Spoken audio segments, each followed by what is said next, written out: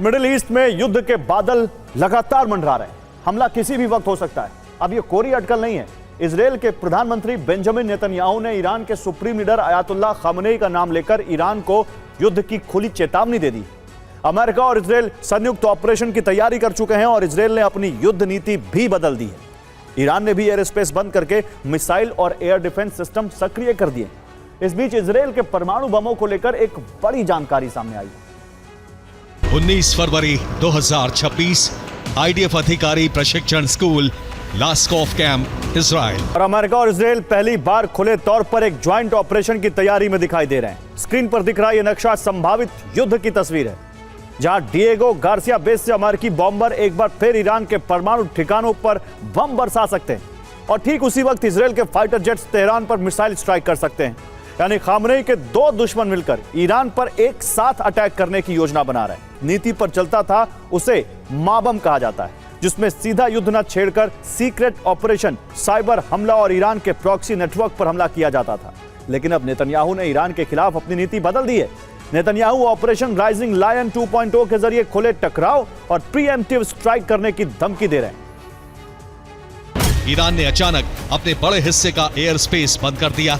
Civil aviation authority ने नोटाम जारी किया। डेंजर जोन घोषित किए गए। अंतर्राष्ट्रीय उड़ानों का रास्ता बदल दिया गया।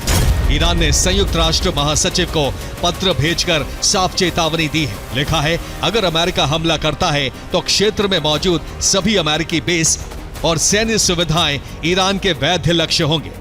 जवाब निर्णायक होगा और उसकी जिम्मेदारी अमेरिका पर होगी। इसके अलावा पर्चिन सैन्य परिसर के चारों तरफ कंक्रीट की नई मोटी सुरक्षा दीवार बनाई गई है। तेहरान और फारस की खाड़ी में S-300 और बावर 373 एयर डिफेंस सिस्टम सक्रिय कर दिए गए। और अमेरिका ने ईरान को हर तरफ से घेर लिया है। 2 एयरक्राफ्ट कैरियर तैनात हैं। स्टेल्थ बॉम्बर लंबी दूरी की स्ट्राइक के लिए तैयार है। क्रूज मिसाइल सिस्टम एक्टिव है और निगरानी करने वाला ड्रोन नेटवर्क ईरान की हर हलचल पर नजर रख रहा है और यह इसका डिजिटल कवच बन चुका है। यानी अमेरिका और इजरायल की संयुक्त स्ट्राइक की जमीन तैयार हो गई है। इधर तेहरान में भी खतरे की आहट साफ सुनाई देने लगी है। ईरान ने हाई अलर्ट घोषित कर दिया है। राजधानी तेहरान, पर्चिन सैन्य परिसर, फारस की खाड़ी और स्ट्रेट ऑफ हॉर्मुज सभी रणनीतिक इलाकों में सैन्य गतिविधि तेज हो गई है। ईरान ने एयर स्पेस बंद कर दिया है। मिसाइल एक्सरसाइज शुरू कर दी गई है और एयर डिफेंस सिस्टम पूरी तरह एक्टिव मोड में आ चुके हैं। पूर्व CIA अधिकारी जॉन किरियाको ने ये चौंका देने वाला दावा किया है।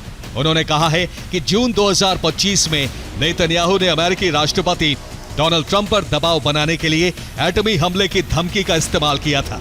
संदेश साफ था, ईरान के गहरे परमाणु बंकरों को अमेरिका अपने बंकर बस्टर बम से नष्ट करे, वरना इजराइल खुद परमाणु हथियार इस्तेमाल करने के विकल्प पर जा सकता है।